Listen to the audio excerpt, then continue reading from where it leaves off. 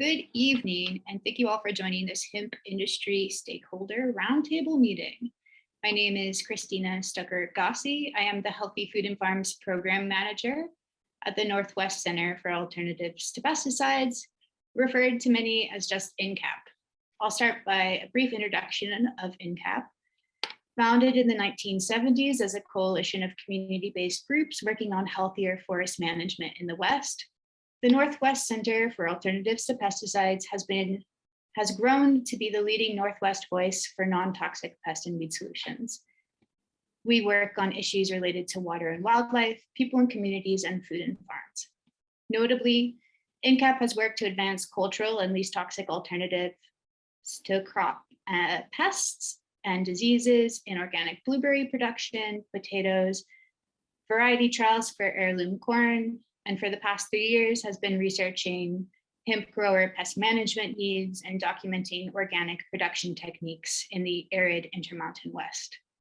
I'll have my colleague Laura drop links to 2 video case studies of organic hemp production from Eastern Oregon in the chat for anyone who might be interested. I'll start with a brief overview to get us started. So the 2014 Farm Bill created a pilot program for hemp production in a few states, and the federal ban was lifted following the passage of the 2018 Farm Bill. And as we all know, 2022 is the first season hemp can legally be grown under the state administered plan housed over at the Idaho State Department of Agriculture. The Nez Perce and Shoshone-Bannock tribal governments also administer USDA approved industrial hemp programs. On the call today, we have licensed producers, processors, and handlers, as well as folks interested in becoming licensed. We also have program administrators, researchers, and other community leaders with a stake in this emerging industry. We are thankful for the Western Extension Risk Management Education Center out of the Washington State University for sponsoring this 4-part series. Whether you're interested in biomass production for fiber, seed, isolates, or something else, this will no doubt be a great learning opportunity for each of us. This will be a down-to-earth and informal introduction to the series. We will take the time to meet each other and share about how each of us are stakeholders in the hemp industry. I'll get the round of introductions started and then go down the list on my screen to ensure everyone has the opportunity to introduce themselves. Feel free to come on video or not, but do try and come off mute and introduce yourself. Please share your name and why you joined the call. This is a great opportunity to share your work, goals, challenges, opportunities, and the like. We have a good amount of time for these introductions, so don't feel rushed. And a few people are joining us now, so I may need to repeat myself, but as an overview, we're doing a round of introductions and I'm about to kick us off. So without further ado, again, my name is Christina Stucker-Gossi. I am a political agroecologist working at the intersection of political, social, and ecological systems, primarily focused on organic, sustainable, regenerative food, fuel, and fiber production. I am the Healthy Food and Farms Program Manager for the Northwest Center for Alternatives to Pesticides, based in Boise, Idaho, where my family used to operate a dairy and row crop operation. So with that, I'm going to start going down my list, which means if you haven't renamed yourself, please do that now. And I'll turn it over to Laura just for a brief introduction, and she'll be your tech point person if you have any needs. Hey everyone, my name is Laura Ray. I also work at NCAP. I'm the communications manager here. I am based in Eugene, Oregon, where NCAP's headquarters office is. Happy to be here and learn more about hemp. I know there's one person who joined recently. I'll just say one more time, if you came in on Christina's link and you're named Christina in Zoom, then please rename yourself and let me know in the chat if you need any tech help throughout this session. Awesome, thank you, Laura. And next, I'm gonna ask Doc Hudson to come off mute and introduce yourself. Hi, everyone. I'm Doc Hudson. I own and operate a 19-acre hemp farm in Ontario, Oregon. I'm also the co-founder, CTO, and president of Odin Materials. We will be setting up in Boise to turn hemp into lumber. Awesome. Thank you, Doc. Next is Ed Lewis. Hi. So I'm a professor at University of Idaho in the Department of Entomology, Plant Pathology, and Nematology. And my area of expertise for the last 25 or 30 years has been the biological control of insect and nematode pests in a bunch of different agricultural systems. My lab also is involved pretty heavily with transitioning to organic production from conventional production, and we have a focus on soil health as well. Thank you, Ed. And next, there's a couple people still named my name who are not me, so just a reminder.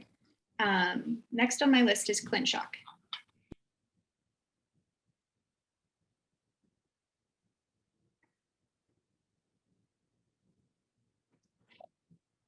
Hi, can you hear me?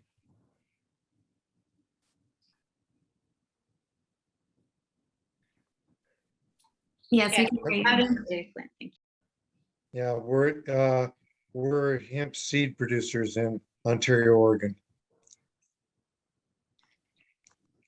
And for anyone joining us late, we're doing a roundtable.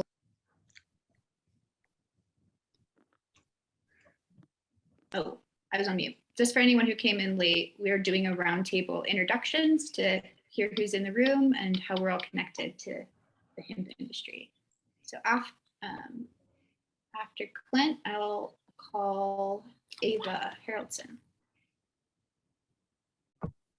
My name is Eva Haraldson. This is my dad, Tron Haraldson. We're just looking at different options for our family farm and maybe trying to transition to organic. So we were interested in learning about hemp. Awesome. Ina Pova. Hi everyone, my name is Ina Popova and I'm assistant professor at the University of Idaho. So I work at the Soils and Water System Department, and the focus of our research is looking at developing biopesticides. We are focusing mostly on the brassicaea species to use as the biopesticides. Currently we are testing in the different systems and conventional as well as in organic systems. And I also have an interest in hemp. I think it has lots of potential, and it's kind of nice that finally we can grow it here in Idaho. Thank you. Jessica, please. Hi, everybody. I'm Jessica McAleese, and my partner Jeremy and I run Swift River Farm over here in Salmon, Idaho. We're a certified organic vegetable farm and seed production operation. If you're familiar with salmon, are in the middle of nowhere. And so I've come to this call really just to learn more about the hemp program in Idaho. Really excited that we finally were able to move this forward in our state, but also the realities of growing this plant in rural Idaho and what that means for distribution and for processing, and how we can contribute to this industry from this side of the state. I'm particularly interested in the research arm of it as well and how it fits into organics, particularly not to make money off the plant, but really to use it as a farm resource for carbon sequestration, possibly explore the pollinator contributions, and just looking at the plant and how it fits into the farm landscape. But also would love to hear more about the accessibility of this program in terms of small scale family farms and the financial navigation of what it costs to be a hemp grower in Idaho. So looking forward to hearing more about that and everybody's perspectives. Thanks. Next on my list is Katie Baker.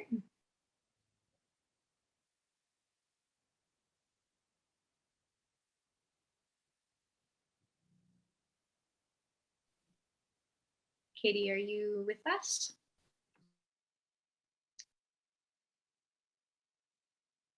I'll circle back. So Matthew Mead, want to come off mute and introduce yourself? Hi, everybody. My name is Maddie Mead, also go by Matthew as well, in a more formal sense. I'm the founder and CEO of Hemp. We are a sustainable materials company that is focused on developing primarily fiber-based nonwovens for the construction industries. I'm a resident of Blaine County. I'm not from Idaho originally, but I moved to Idaho about 9 years ago. I very much so love it here and consider it my home for the long term. What brought me to Idaho originally actually was not long after college, the opportunity to continue my undergraduate research work, which was in sustainable natural building, to come to Idaho and build the first public use hempcrete building in the United States, which exists perhaps surprisingly so in Mackay, Idaho. I say surprisingly so because if you know Mackay, you might not think that it may be home to the first commercial hempcrete building in the United States.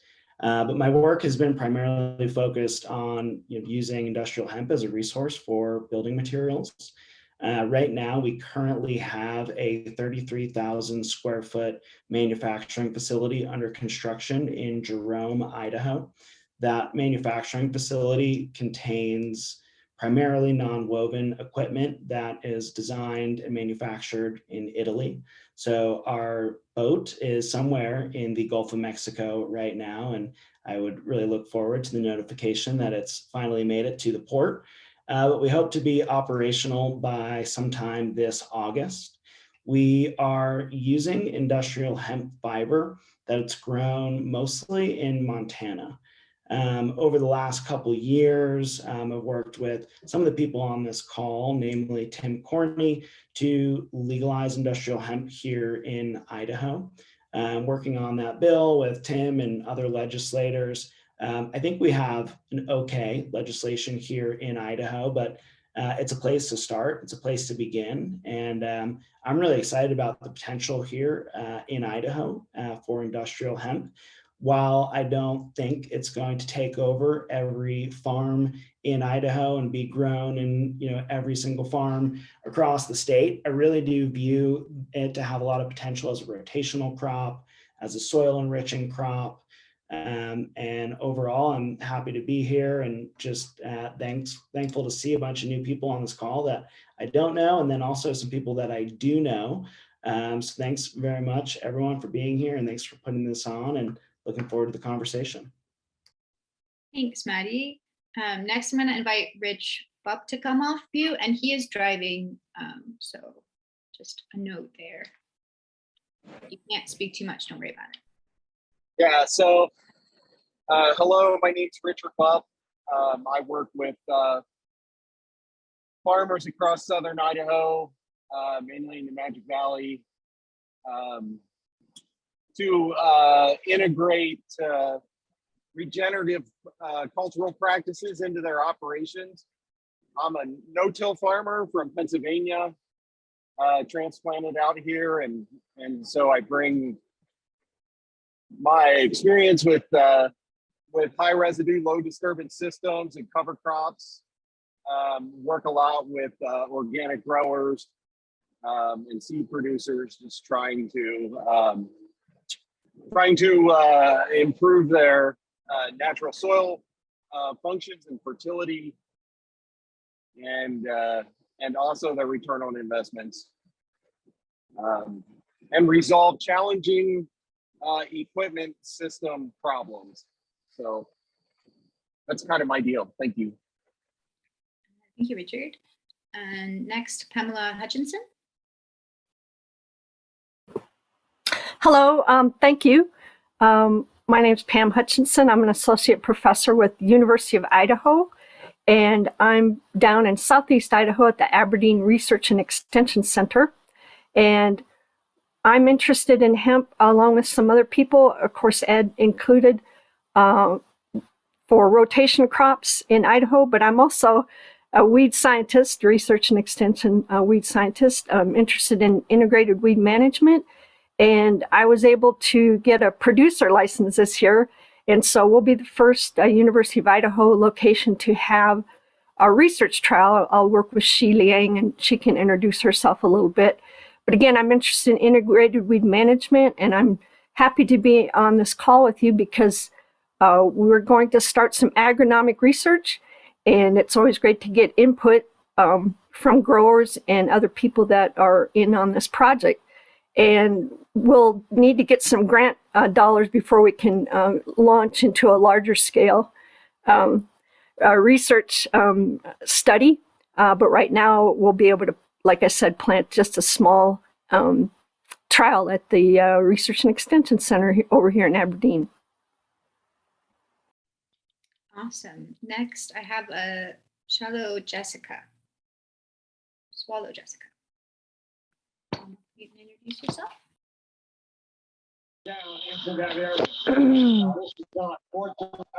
Hi everybody, my name's Jessica Swallow. I'm from Wyoming, the Wind River Reservation. I'm a Shoshone from over here, so I'm just trying to learn as much as I can and see if we can help our tribe and our state get going on this side as well.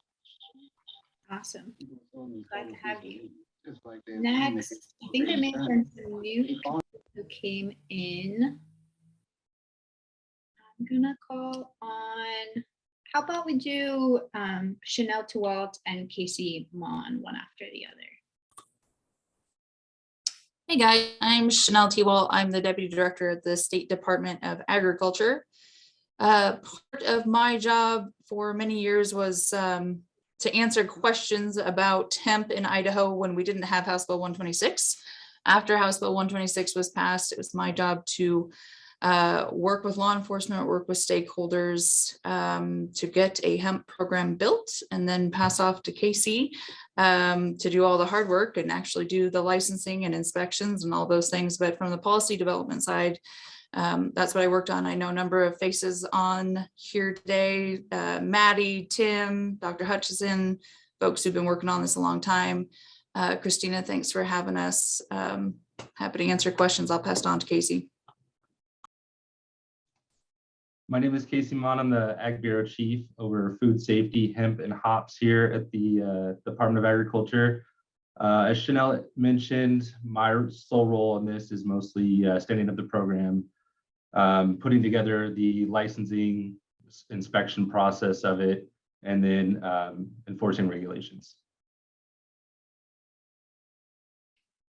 Thank you both. And Dude Perry, I believe, you want to come off mute?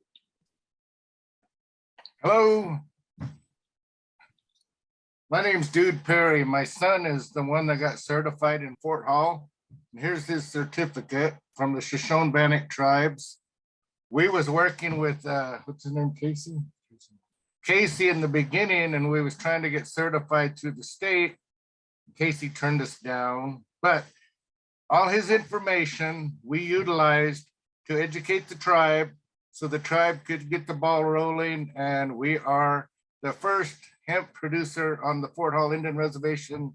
And we are growing whole bunch of little bitty plants right now. So it's good to be here and to see y'all and see everybody getting encouraged. We was in Ontario yesterday and we went to Madras, and we met with Robert Dale yesterday, and he gifted us 1 ton of hemp seeds yesterday so we can start growing on the Fort Hall Indian Reservation. So that's a little bit about us, and we're rocking and rolling, trying to give it a shot. So it's good to see you all on here. Thank you. Thank you. And we did just have Tim Corney join us, so I'll have him introduce himself. Hey, sorry about that. I had problems with my phone. I almost died. I had to run into a store and buy a plug-in so I could charge my phone, so sorry about that, gang. Hey, I'm Tim Courtney, Organic Farm. We planted hemp grain today. And matter of fact, we'll be on Channel 6 News tonight and tomorrow morning. And we are a food company, and we grow a lot of beans and a lot of healthy food. We package and go to retail. And so we're farm to table, fork to table type setup. And we have also developed a meal replacement bar that takes hemp grain and adds it to as a high protein nutrient meal bar that we are going to start making this fall after harvest. And we're pretty excited about the future of hemp and all it has to offer. Thank you. Cool stuff. Just a few more people. Lacey, do you want to come off mute and introduce yourself? Good evening. Hi, everyone. My name is Lacey, and I'm a community organizer who has a lot of interest in what hemp has to offer our area. So I am really excited to be a part of this group and meet a bunch of people who are kind of pioneering this, what hemp is going to do to this area. So I'm just happy to be part of the group. Thank you. Oh, I'm located in Eastern Oregon out of Ontario. And Katie Baker, are you able to come off mute and introduce yourself? Yeah, I am. My name's Katie Baker. I work for FAIR Idaho. FAIR stands for Food, Agriculture, Restaurants, and Establishments, and we're a nonprofit trade association that represents independent food and beverage businesses. Thanks for having me. Thank you. Is there anyone on the call that I did not call and has not introduced themselves? Hi, this is Xi Liang. I'm an associate professor from Aberdeen Research and Extension Center. So I am working with Dr. Pam Hutchinson on the hemp trial. We're trying to set it up this summer sometime. I'm a cropping system agronomist, so I work on all kinds of crops, especially alternative crops, and I work in both conventional and organic cropping systems. Thank you so much for joining us. Anyone else that I missed?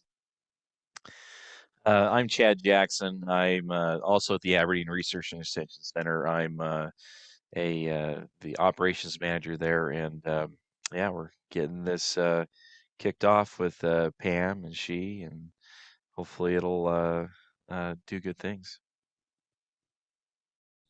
Perfect. Anyone else?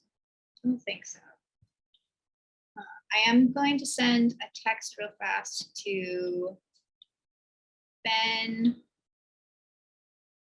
Brimlow to see if he can join us out of Montana with IND Hemp, since I know they are one of, if not the largest processor in our region, and try to get him on the call. But I think at this point,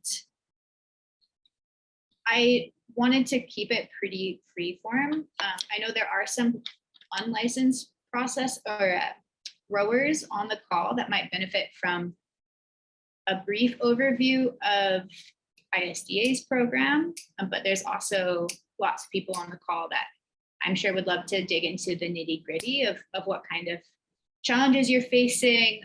You know, if you planted your first crop, how did it go? When are you planning on planting it? What kind of machinery are you using?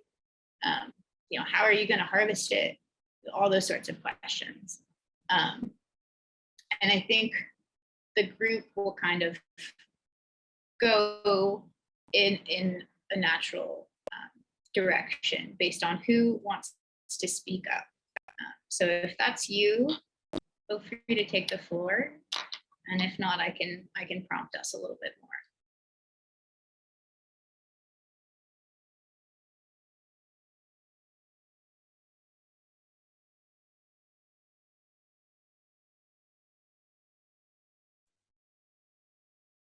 I would like to know a little more about the hempcrete and the guy that was talking about it on there in the building they built, and I think it was Mackey.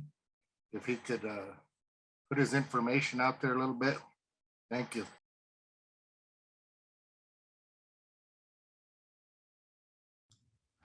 Sure. I'm happy to jump in on that. Yeah, so Hempitecture is a building materials company, and we really did start off with a focus on hempcrete, which uses the inner wooden core of the hemp stalk. We, to be honest, do a lot less with hempcrete now as we've pivoted towards utilizing the fiber of industrial hemp for what we view as a more scalable product. If you imagine fiberglass that goes in between your stud walls, that uses a glass fiber, we're essentially substituting the glass fiber with hemp-based fiber. We are not a cultivator, though, and kind of bringing it toward the discussion of licenses and the program here in Idaho. We do have a handler's license. Interestingly, we were operating in Idaho before there was a handler's license program, but there was kind of a sort of weird area, I think, that address, an exemption or lack of discussion really about the stalks of industrial hemp. So we've always been focused on stalks. We've never touched, transported, moved flower, and we're looking forward to supporting the hemp handlers license program as well as the cultivation program in Idaho. It was really fun to work with Casey and Chanel to kind of test out that system. And I think we were the first hemp handlers license granted in Idaho. Overall, I would say it was a pretty streamlined process. And for those of you that are contemplating getting a hemp handlers license, I would say it's pretty straightforward. You do have to get a background check, which I'll just specify is not a Idaho specific rule, but is more of a USDA based regulation. Whereas I think the cultivator side may be slightly more onerous. I can't speak to it fully, just in the sense that I only have a handler's license.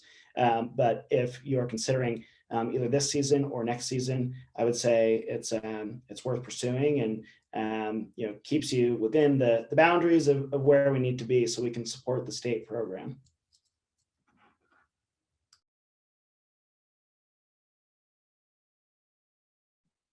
I have a follow-up question on so ISTA, a quick overview of program requirements for growers, and then maybe also a brief overview of why someone would need to have a processor or handler license. Casey, you want to go through the producer side, and I'll go through the handler side? Sure. Okay. So we'll kind of start at the beginning. So as Maddie had mentioned, if you're wanting to cultivate or produce hemp in Idaho, have to have a valid background check. That background check has to be valid. It can't be within 60 days from the time that you submit your application to us. Once we get your application, you'll go through, you'll input your business information, you'll submit your crop information. That's going to consist of the strain, variety, the acreage, the growing location, the geospatial coordinates, and then you have to include with that a valid map. And that map's a color map that gives us an expanded view of the specific growing location. You highlight the growing location, list the intent of what you're growing there. So if it's a 1/4 acre, outdoor growing, the geospatial coordinates. Once we have all that information, we go through a review process, making sure that what you're growing it, it's all valid. And then once we get through that, if there's anything that we need to amend or fix on your application, we take that time to work with you at that point. And then from there, it goes through an approval process. And then once the approval process is over, we will officially issue you your license. Everything's online, everything is streamlined. Everything is available through that portal that you'll use to create an account to get your license. That includes requesting inspections. So approximately 35 days before your intended harvest, you'll log into your account, you'll select the lot, you'll input the date and the time in which you want to request your inspection. And then we'll do our best to adhere to that inspection request date. We will go in order in which the requests are received. And then we'll go through the compliance inspection portion of it. We'll do regulatory sampling. One thing that you will include You don't have to include it initially on your application, but it is something we will need prior to the inspection is a valid lab that you intend to work with. That lab has to be ISO 17025 accredited as of December 31st after 2022. That lab will also have to be DEA accredited. ISDA has gone through, USDA provides a list of ISO accredited labs. So what we did is we went through the list, contacted every single lab, tried to verify who would be willing to work with Idaho farmers. We generated that list and put it on our website. And that includes if they're ISO accredited and DEA accredited, if you're willing to just wanting to look into that and work with that lab immediately, rather than trying to transition after the end of the year. Once we are on site, we'll go through and we'll conduct sampling. That sampling is then submitted to the lab that you chose to work with. That lab will then send us the results. Based on the results, if everything is within the acceptable THC threshold, we'll issue you a copy of that certificate, and then you are free to distribute or move the hemp at that point. If the hemp is outside the threshold, we'll go through the disposal remediation process. One way or another, the producer will be notified through that inspection portion. So if the results are above that THC threshold, it'll be notified on that inspection. You'll receive an automated email telling you that inspection is ready for viewing. You'll be able to log in and see if there was any issues with that lots. You're going to receive a message that says, if you have anything that's outside of that compliance, you have 5 days to contact ISDA with your intent to either dispose or remediate and what that process is going to be. And then we'll work with you on that process and conducting those follow-up inspections for the disposal process or the remediation process so we can get the additional sampling for remediated hemp and then ultimately work through that process. Are you ready for handlers? Thank you, Casey. Is that okay, Christina? Is there any questions or anyone that's navigated the process, like, is it super difficult or did you guys find it, doable? Just for the people who haven't been registered, I just want to Can I add something real quick, Christina? I've been with the state a long time. I've been in ag a lot longer than that. And you guys are not going to hurt our feelings by saying it's an onerous process. It is an extremely onerous process, particularly on the producer side. Our producer requirements look very much like the 2018 requirements under the final rule. So there are still a number of states that are operating under the interim final rule, either the 2019 version, the middle version, or the final version. Up until just last year, because of COVID, there were still lots of states operating under the 2014 program. So we are getting to a place where more states start to look like each other, but that has taken a lot of time. And so it is an incredibly onerous program. I don't think there's we would never question that. So if you guys need to be honest or candid about boy, that sounds like a lot, I would wholeheartedly agree, not going to hurt our feelings.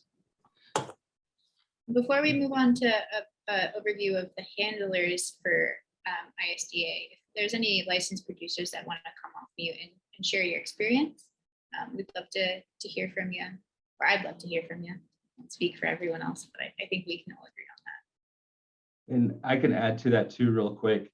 The information that we request for your applications, that we use for your license, is going to be the exact same information that you're going to be required to report to your local FSA office. So USDA's federal requirement, ISDA's requirement as well. If you are issued a producer's license, you have to report to your local FSA office. They're going to ask you for the exact same information that you provided us during that application period, and that's also going to include the license number on the license that you were issued on our behalf as well. Because the federal side will match to validate what we are reporting on the state side. Thanks, Casey.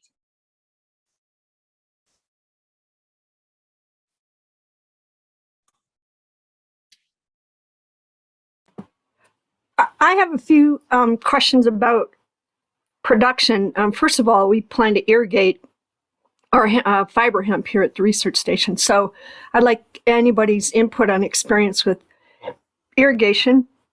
And then also we're like in kindergarten as far as planting and growing and things like that. So we plan to plant with a research plot grain drill, which we've used for quinoa, and then a lychee tomato, a trap crop for nematode in the past. So, any tricks and things like that for that kind of thing, but especially for the irrigation. I think Clint Schock might be a great person to speak up on this. You're available. We've conducted irrigation trials the last 3 years and fertility trials, as well as the national variety trials. I've done that in cooperation with the Oregon State University Global Hemp Innovation Center. I'm retired from Oregon State, but I've done this research the last 3 growing seasons. Now the hemp responds very well to full irrigation in terms of plant height and plant biomass. The bud and CBD content as well, but the total amount of flower doesn't completely follow full irrigation. So if you're after medicine, you don't have to quite push it quite as far. The plant also does not tolerate poorly drained soil or for the soil to stay very damp. So if the soil is as damp, say, as what you might maintain for onions, you will have a number of different foma and other problems in the root system. So the plant needs full irrigation up to ET or 1.2. We get size, plant size and biomass response up to 1.2 of reference ET, but which for the layman here, you could get off of a water use estimation station like Agrimet that University of Idaho and other groups cooperate with. But the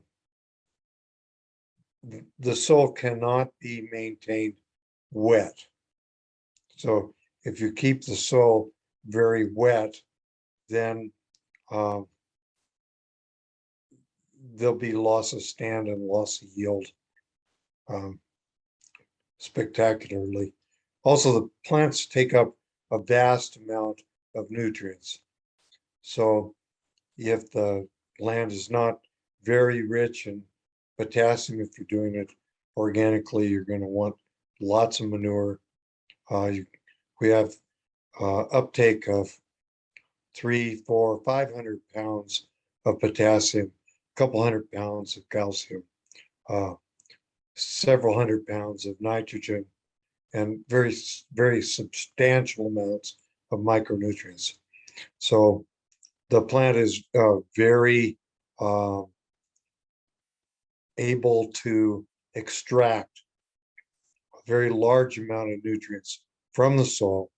So if a lot of the biomass is being removed from the area, there's going to be a lot of transport of nutrients off of the farm and into the industry.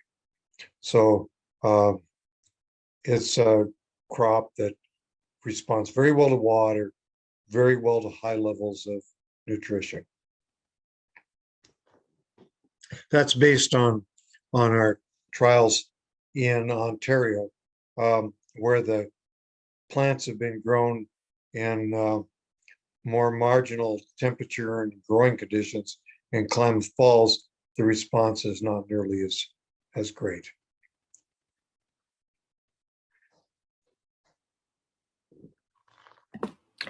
Thanks, Clint. It's great to see you or hear from you again. We have at the research station, we're in fields that are either set up for small grains or for potatoes as far as nutrients, and Chad could address that a little bit more. But do you and the other producers apply nutrients during the growing season, or you put that all up front? You know, I'd be interested to hear from you and then other people that have been planting it for a while.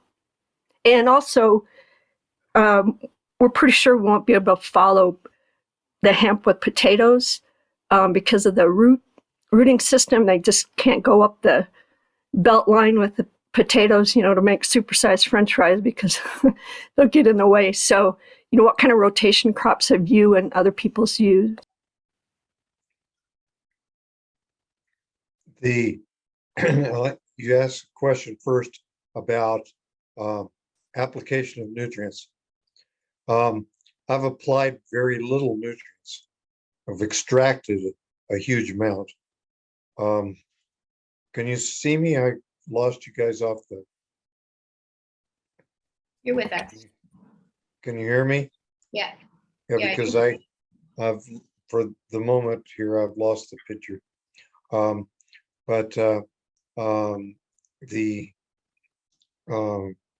gotta find something else. So I'm seeing you guys again. Okay, there you are. So what I've done is sampled the tissue every week, and within 24 or 48 hours added what has been in our guesstimate as being deficient.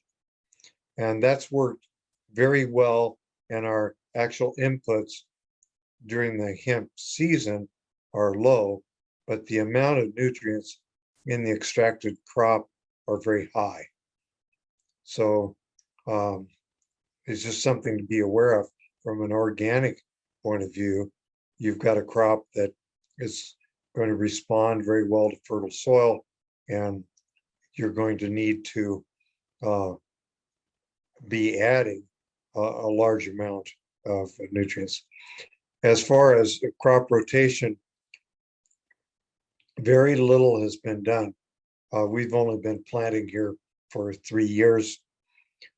I think that if you're growing the hemp for fiber and you're using a high plant population, which I haven't been using, I don't see any reason why you couldn't plant it to potatoes because the plants are going to be small and thin, and you can blow everything up with any residue with shredders and rototiller or whatever. And my guess is that it might be a really favorable rotation crop for potatoes, because there's talk that hemp residues or hemp exudates are positive against fungi and nematodes and things. So I think that that could be a very promising area for Aberdeen research in That's exciting. Like an Yeah, extension of mustards for biofumigants almost. yeah, I think it's really a potentially positive plant from that point of view. There's a belief that hemp or cannabis in general is somehow a miracle plant for everything, and that's why I just want to put out the caution that you've got a lot of nutrient extraction, and so that nutrient extraction has to be balanced by nutrient inputs. Real quick before I turn it over to Maddie to ask Clint a question, I did want to briefly plug a great rotation that I saw in its 4th year on a 50-acre pivot at Rain Shadow Organics in Central Oregon, arid Central Oregon, and they were doing transplants, and about half of the pivot was cultivated each year, and then the other half was put into a high nitrogen cover crop, and it was grazed in the fall. And they've been growing on the same pivot for 4 years, really successfully without any amendments or chemical inputs for pest management. So just wanted to plug them in case that's a system you're interested in looking into. And Yeah, are they just recovering the bud, just the flower for CBD extraction? They are cutting it, combining it, and storing it, and then it is going to an extractor facility, but it's being used. They have a contract for CBD, but the stocks, they have I don't know the details on what they're doing it, but they have the contract. The company that they contract with has a secondary market. And Maddie, we are running up against the top of the hour. I'm happy to keep the Zoom room open for as long as we want. I did, for those of you who want to stay on after Maddie's question and answer from Clint, I'd love to hear the challenges that you're facing so that we can all be aware of them and we can all work to solve them, hopefully, or at least move in that direction. So with that, I'll turn it over to Maddie. Thanks, Christina. Clinton, that was a really interesting explanation, and thanks for all the information there. I have a follow-up question just in regards to the nutrient extraction. And one thing that I find is personally confusing amongst the hemp industry is these different sectors of the hemp industry. You have the CBD industry, which is hemp. You have fiber, which is hemp, and you have grain, which is hemp, yet they're all very different genetics and cultivars. And so in that research that you did and your analysis of nutrient extraction, which segment of industrial hemp was that? And have you been able to do a comparative analysis of nutrient extraction across those different segments?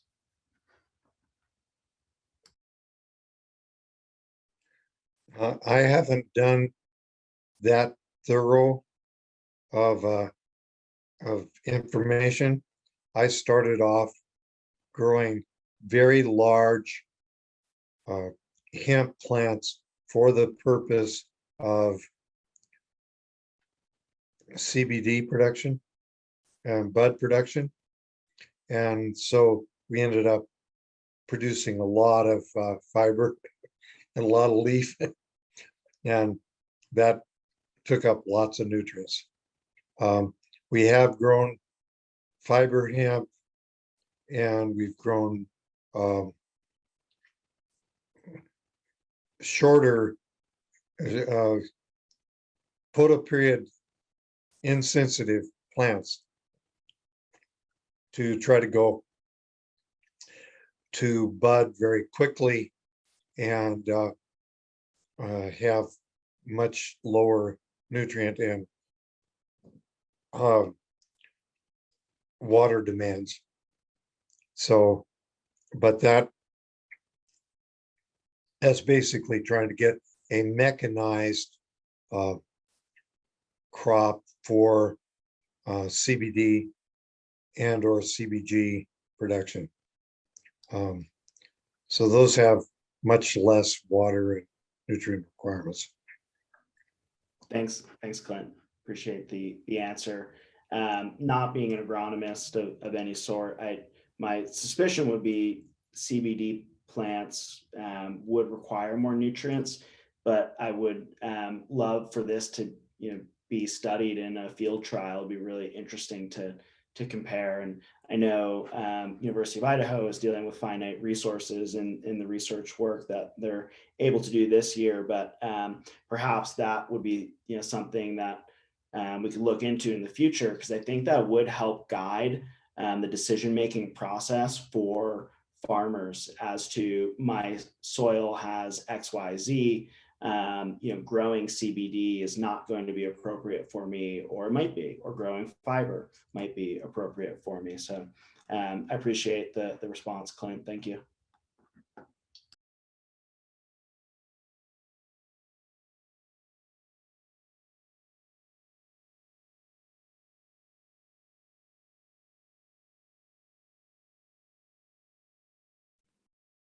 Doc Hudson, did you have something you wanted to add? Yeah, actually, one of the things that well, first off, our farm in Ontario, we're growing around 500 pounds of Chinma variety hemp seeds this year. It's a tall fiber, strictly fiber variety. But one of our plans with this crop is to let it rot in the field, basically, and try and put all those nutrients back into the ground, into the ground soil. So I mean, that's one way that we're trying to beat that nutrient loss that Clint was talking about. Can I ask a quick question, Doc, about your, so you're growing it for seed, so you'll harvest the seed, but you're leaving the plant material just to rot? Or are you going to like mow it and then let it decay on surface, like with a flail mower, or are you just going to let it stand and rot? We're actually not growing it for seed. We are growing it strictly for fiber. And what we'll do when we go to harvest it, we'll take a sickle bar mower over the top and cut it all down. We'll let it soak up moisture in the field and wet until it gets to, you know, the certain moisture content, which is better for the materials that we'll be making. And then you'll remove that material out of the field as your product. I see. Okay. Right. Doc, do you have a plan to decorticate that retted hemp? And if so, where would that be happening? Right now, we're not planning on decorticating at all. We're planning on baling and then straight into lumber from there. Very cool.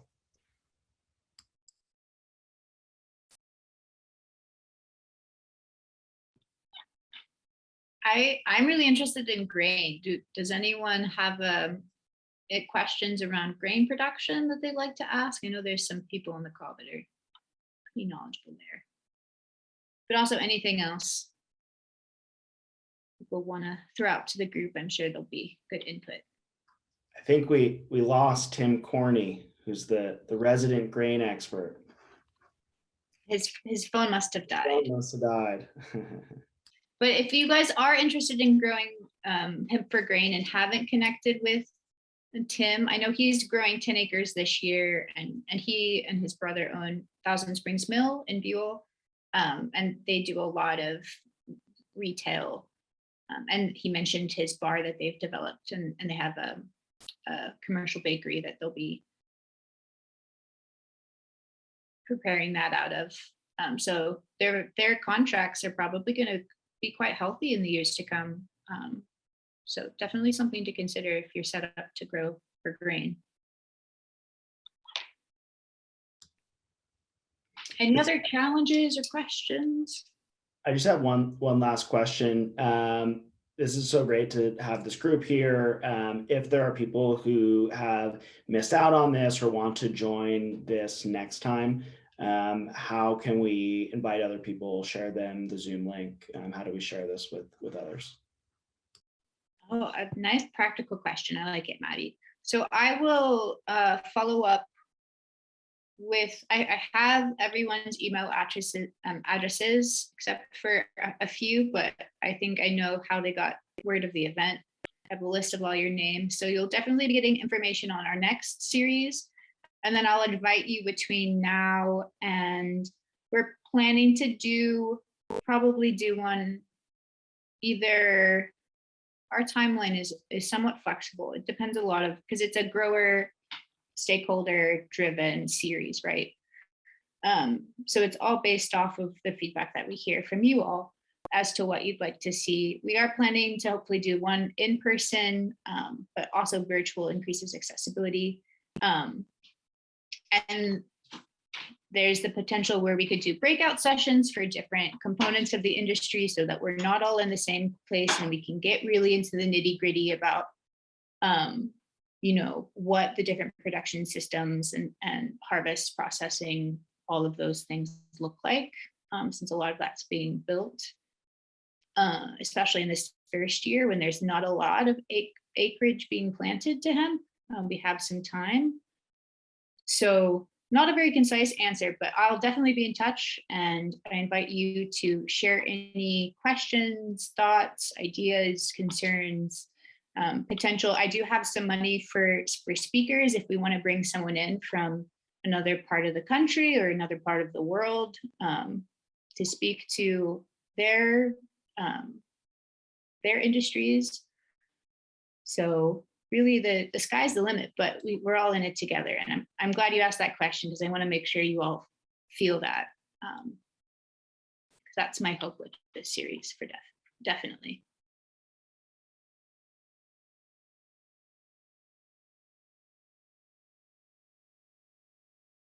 Well, we can end on time if we're all feeling punctual. This won't be the last time, I'm sure.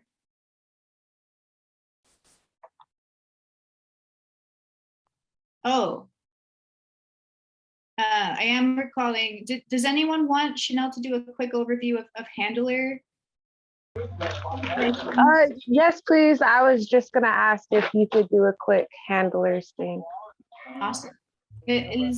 Was Chanel able to, yeah, she is still with us. If you're able to, if you have to run, I understand, but if you're able to, that would be great. No, we're totally fine. So the reason I wanted to cover the handler license and have Casey do the producer license, producer looks very much like the farm bill structure you're going to see in most states. Handler licenses, it's a processor license, and ours looks very different than what you're going to see in most states. Lots of reasons for that, namely the very careful balancing act we had to do with law enforcement. For every person who wants to see a really progressive hemp program, I have an equal number and sometimes more folks who are really concerned that we have hemp at all. And to get any state plan to USDA, it has to have the blessing of law enforcement and the governor's office. So we have this really careful balancing act to do. So we require a handler license. So anyone who processes hemp that is not on farm, this doesn't count baling, it doesn't count redding, it doesn't count any of those things. If you're moving it off farm and you're going to do something with it, that is handling. You need a separate license for that. We do require a background check only because it's coupled with our overall hemp rule, but the requirements beyond that are much simpler than they are for a producer.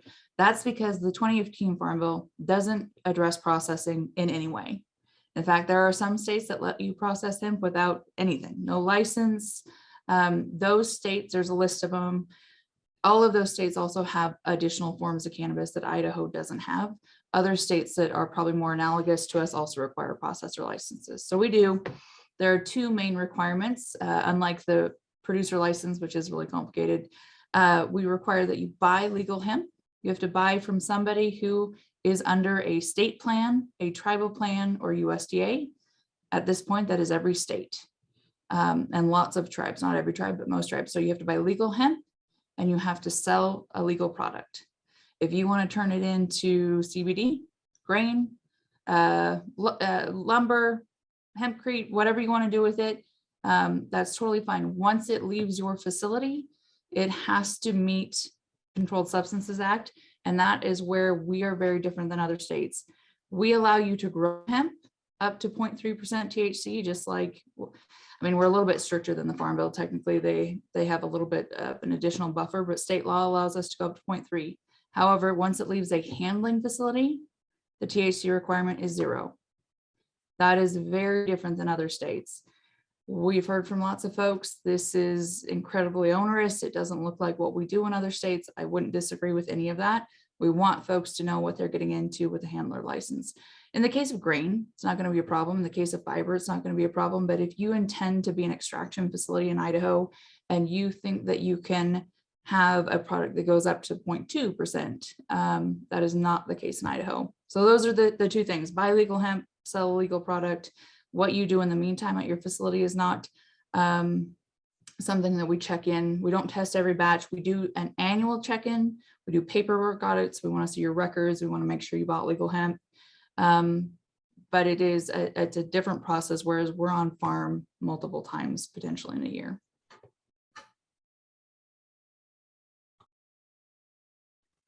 And Chanel, just to clarify for those on-farm visits, the producer, do we have to pay for those on-farm visits every time you come?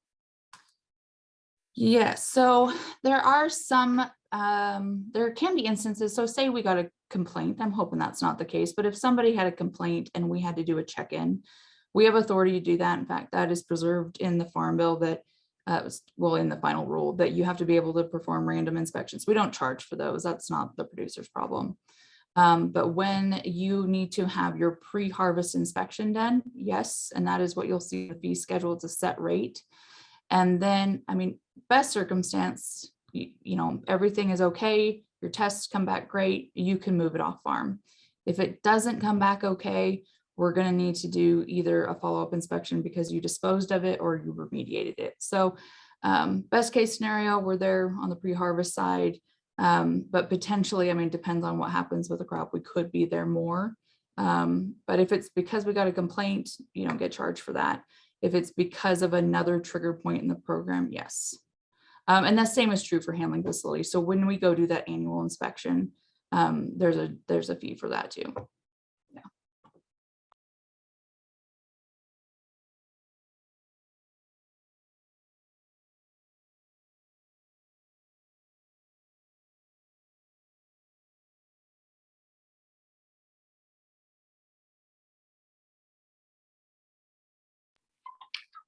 Great.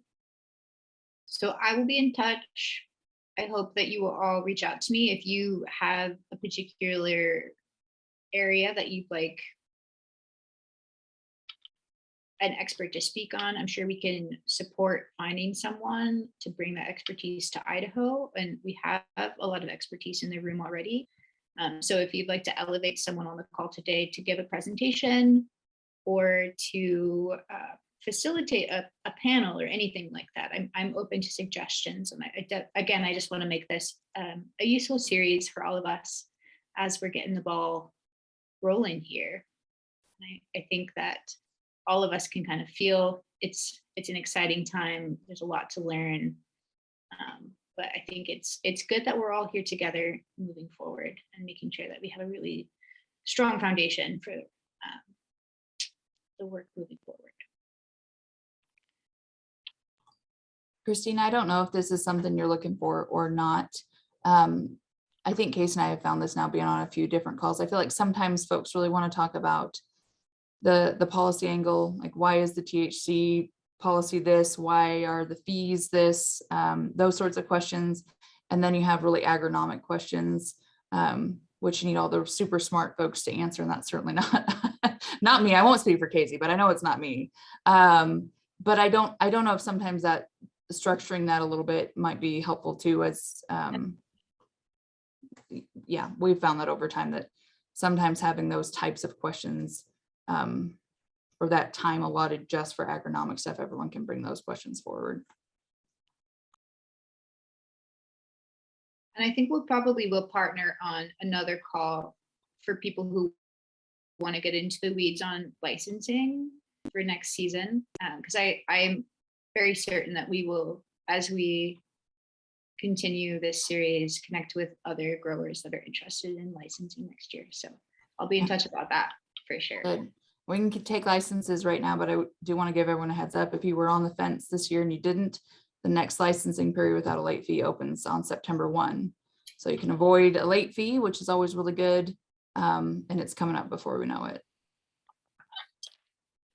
And then if you're in the Fort Hall area and want to potentially pursue an agricultural contract with the land use department, there's a whole other program that you would be navigating. And so there's the potential to dig into that on another call as well, potentially. But yeah, there's always so much to talk about. And I'm one of those people that could stay on the call for another hour, but we are at time and we're actually 10 minutes over. So to respect everybody's time and to allow us to have a nice relaxing evening, I'll go ahead and close this out. In the coming weeks, we will share details on the next roundtable based on input from today's discussion. And as a reminder, there will be a report of industry findings released next year at the conclusion of this series.